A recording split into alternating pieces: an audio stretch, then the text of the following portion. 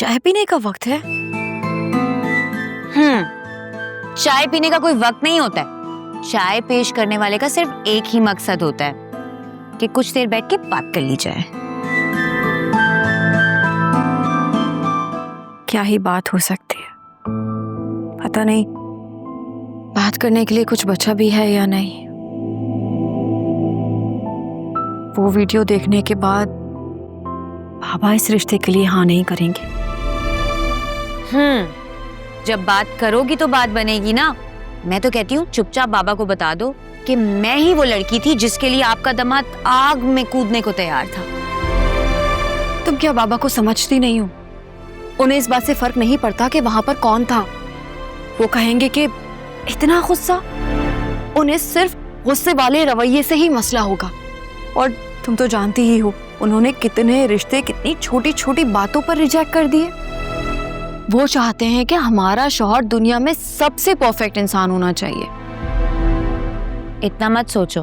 वैसे भी ना अभी असफर भाई आए थे और खूब आग लगा कर गए हैं। वो तो ऐसे खुश हो रहे थे कि मत पूछो। मुझे उनसे और कोई तवक्को है भी नहीं। इस वक्त तो मुझे सिर्फ अपनी और वासी की फिक्र हो रही है, हमारे रिश्ते की फिक्र हो रही है। कुछ नहीं होगा तुम्हारे रिश्ते को। जितना सोचोगी ना उतना ही खुद को हल्कान करोगी। वैसे भी तुमने उनकी मम्मी का रिएक्शन देखा था जब बाबा ने उनसे पूछा था कि क्या वासे भाई को इतना ही गुस्सा आता है।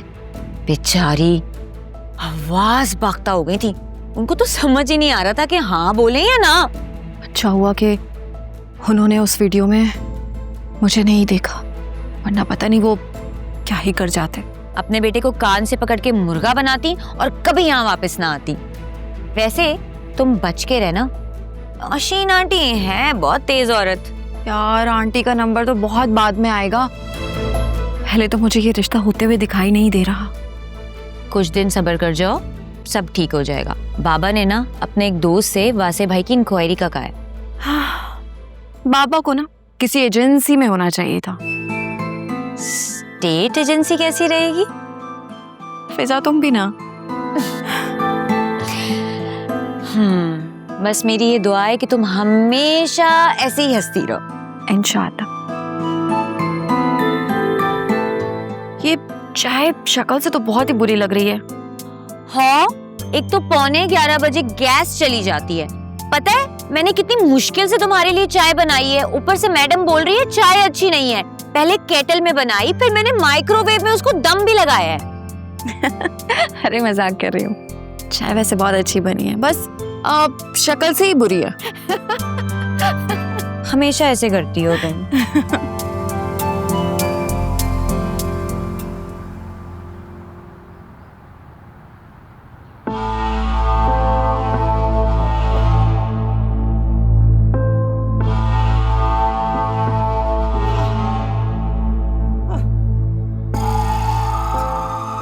हम औरतों को भी ना मेंटेन रहने के लिए कितना कुछ करना पड़ता है। Good morning.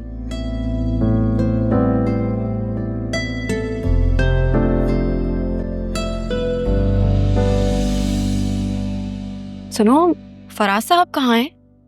तुम्हें नहीं पता? उन्होंने तो रिजाइन कर दिया। वो तो नोटिस पीरियड भी सर्व नहीं करके गए। क्या फराज साहब ने मेरी वजह से जॉब छोड़ दी? नहीं, ऐसा नहीं हो सकता। शायद यही वजह हो।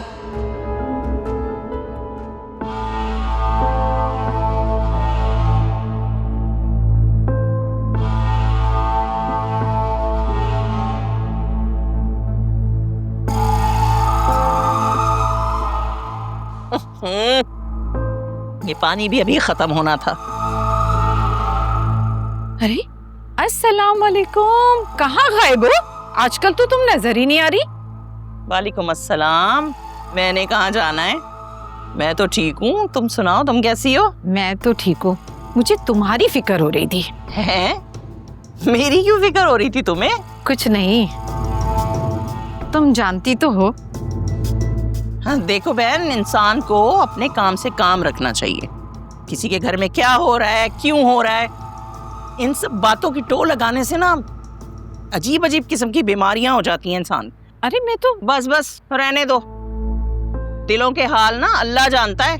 और वैसे तुम लोगों को भी शर्म आनी चाहिए। 20-21 साल हो गए हमें इस सोसाइटी में रहते हुए साथ, जब देखो मुश्किल वक्त में जख्मों पर नमक छिड़कने आ जाते हो। जज्बाती क्यों हो रही हो तुम? जज्बाती क्यों ना हूँ भाई, तुम्हें पता भी है असल बात क्या है।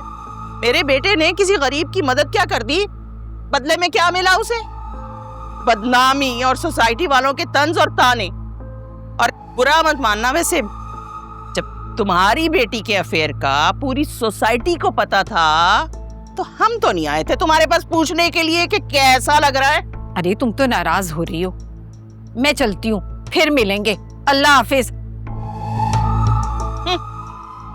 अल्लाह ही हाफिज।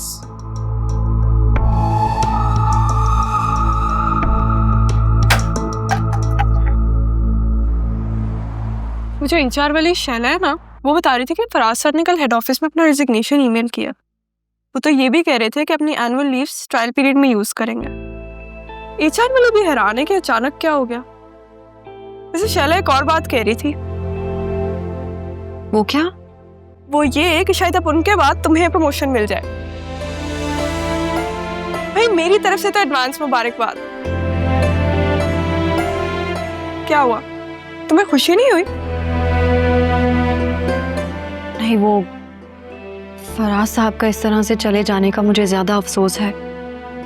उन्हें इस तरह नहीं जाना चाहिए था। तुम्हें दुख हो रहा है? इसे सच पूछो ना तो मुझे लगता था कि वो तुमसे प्यार करते हैं, शायद एक दिन प्रपोज भी कर दें। लेकिन पता नहीं, बड़े लोगों की बातें वही जाने। तुम उन्हें कॉल क्यों नहीं करती? लेकिन उसका भी फायदा नहीं है। शैला बता रही थी कि उनका फोन स्विच ऑफ है, किसी की कॉल भी पिक नहीं कर। अल्लाह जाने कौन सा रोग लग गया जो ऐसे मुंह उठा के चुपचाप चले गए। अच्छा सबिका, बस भी करो। कभी कभी तो तुम बहुत ही बोलती हो। प्लीज चुप कर जाओ थोड़ी देर के लिए। अच्छा, लेकिन पता है मेरा दिल कहते है कि तुम कुछ तो छुपा रही हो। तुम्हें कुछ ना कुछ तो मालूम है। For God's sake सबिका, तुम तो पुलिस वालों की तरह इन्वेस्टिगेशन करना शुरू कर देती हो। अच्छा बैठ जाओ, कॉफी तो खत्म मेरा कर लो। दिल नहीं चाह कर रहा।